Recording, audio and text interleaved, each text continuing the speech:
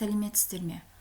Қызылорда облысы, Арал қаласы, Арал индустриалды-техникалық колледжі, номер 95 слесарь электромонтаждаушы тобы, топ жетекші Қанатова Перизат Абжамиевна. Ұлы Отан соғысының 75 жылдығына арналған тәрбие сағатының тақырыбы жалынды жырлар. Мақсаты: Ұлы Отан соғыс жылдарында қолына қару алып, елінің азаттығы үшін шайқасқан жауынгер жазушылар ерлігін және өздерінің өлеңдерімен жауынгерлерге рух берген ақындардың жырлары туралы паш ету. Ұлы Отан соғысы тарихын, кеңес адамдарының өшпес рухын дәріптеген жауынгер жазушылар, ақындар еңбегінің мәңгілік тарихын ашып көрсету. Білім алушыларға батыр жазушылар тұлғасын таныту, олардың ерлік рухтарын үлгі ету. Құрметті білім алушылар, биыл жеңіске 75 жыл. Қазақ халқының даңқын шығарып, абыройын асырған ұлдары, Екінші дүниежүзілік соғыстың жауынгерлері, қазақтың көрнекті жазушылары, ақындары Жамбыл Жабаев, Бауыржан Момышұлы, Абу Сәрсенбаев, Сырбай Мауленов, Мұқағали Мақатаев, Жұбан Молдағалиевпен танысамыз.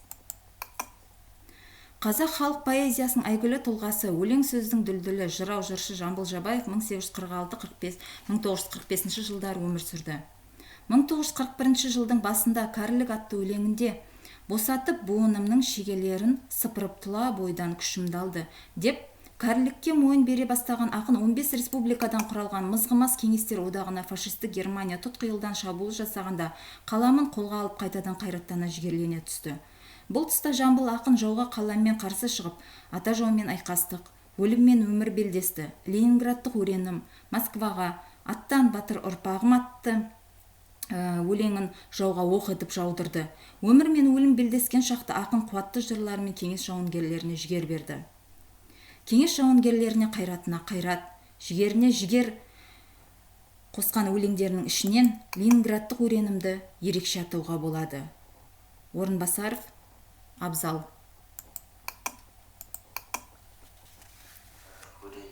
Мақтанышын сенеді, небі өзенің сүйкімді.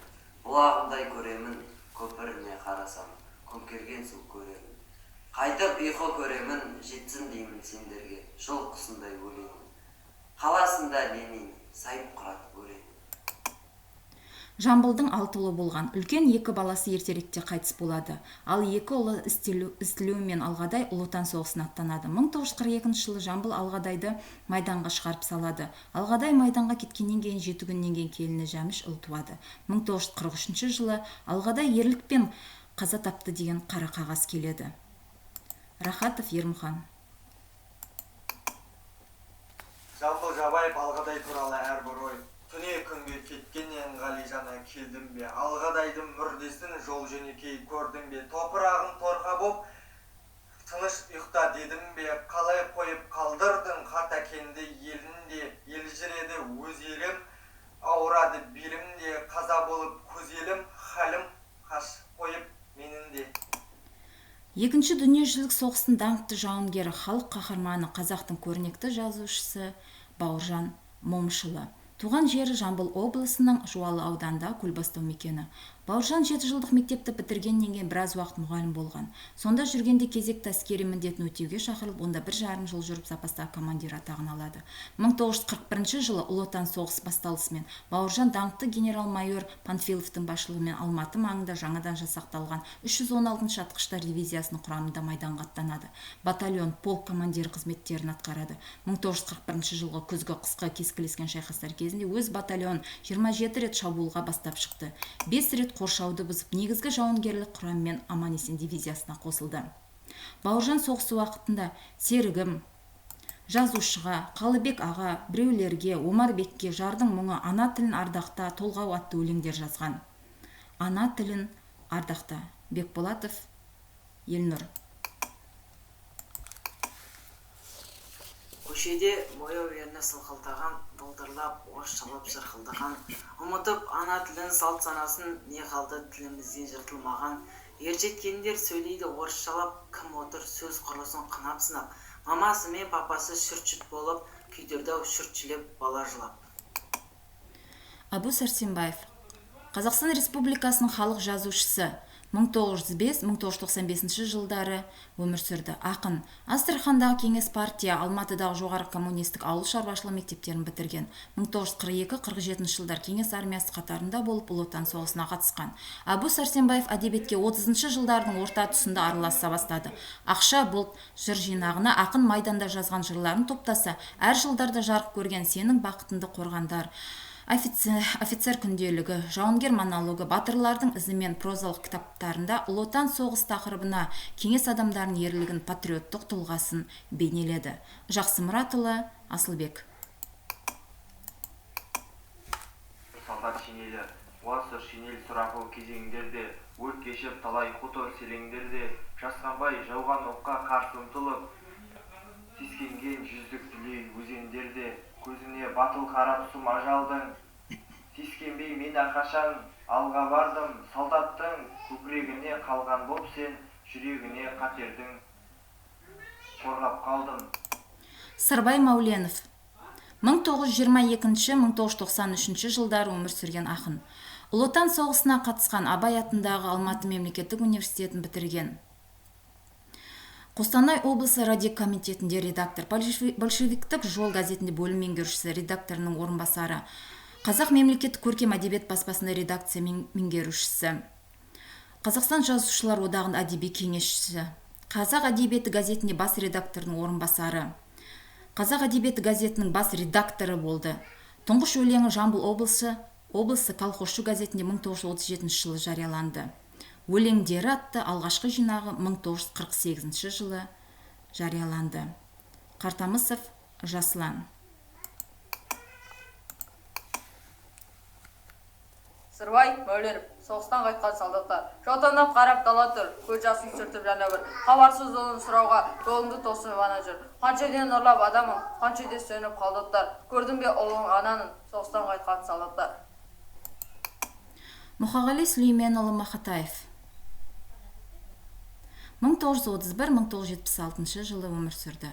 Шын аты Мұхаметқали, қазақтың лирик ақыны, мұзбалақ ақын. Өз заманында лайық бағасын ала алмаса да, өзінен кейінгілер үшін мәртебесі биік ақиық ақын. Ол 1931 жылы 9 ақпанда Алматы облысы, қазіргі Райымбек ауданының Қарасаз ауылында дүниеге келген. Ақиық ақын 1976 жылы 27 наурызда өмірден өтті. Балалық шағы соғыспен қатар өткендіктен, ақын тағдырдың ащы дәмін ерте татады. Неңді сені аңсаймын, бала шағым. Абдуллаев Бексұлтан. Мұхағали Мақатаев. Ең сені аңсаймын, бала шағым. Ең сені аңсаймын, бала шағым. Бұлдырағым, айналам, аласағым ішінде болашағым, алашағым. Сен қандай аңсаймын, тамашаңда соғыс келді жүрекке, жара салды, шапан еттім төсеген, арқалағанды қамқор тұтып, қауқарсыз қалар шалды. Жұбан Молдағалиев 1920 және 1988 жылдары өмір сүрген қазақ ақыны, жауынгер, Қазақстан жазушылар одағының төрағасы, Мен қазақпын поэмасының авторы. Жұбан Молдағалиев 2 рет еңбек қызыл ту және 2-ші дәрежелі отан соғысы құрмет белгісі ордендерімен, медальдармен марапатталған. Ұлы Отан соғысы кезінде жауға қару мен қаламды қатар жұмсаған айбынды жауынгердің ақындық талантты өмірдің сол бір ауыр кезеңдеріне қан майданның өлім мен өмір қазанында қайнап қалыптасты. Жас талаптың алғашқы өлеңдер отан қорғау тақырыбына арналды. Ұлы Отан соғысының Қазақстан батырлары.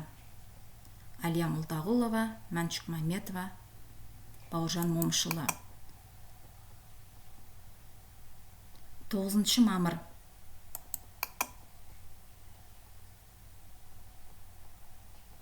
Фашизмді жеңген қаһарман халқымыздың мереке күні. Осынау қуаныш үшін өмірлерін қиғандарды еске алу күні. Бұл күні аналар мен жесірлердің жүрегі осыдан 75 жыл бұрынғыдай сыздайды. Бүгін жеңімпаздардың, олардың балаларының, немерелерінің жүрегі мақтаныш сезіммен лүпілдей соғады. Ешқашанда жауынгер ерлігі мен жеңісті еңбегімен соққан еңбекшінің ерен ерліктер ұмытылмайды. Сол сұрапыл соғыста батырларымыздың сақтап қалған байтақ жеріміз бүгінгі күні дүние жүзі таныған, әлем мойындаған мемлекет болып қалу біз үшін үлкен мақтаныш, жетістік.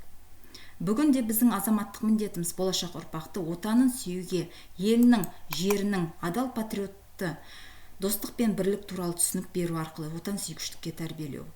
Осымен жалынды жырлар атты тәрбие сағатымыз аяқталды. Қатысқан барлық білім алушыларға алғысымызды білдіреміз. Жеңіс туымыз көк аспанымызда желбірей берсін. Назарларыңызға көп рахмет. Сау болыңыздар.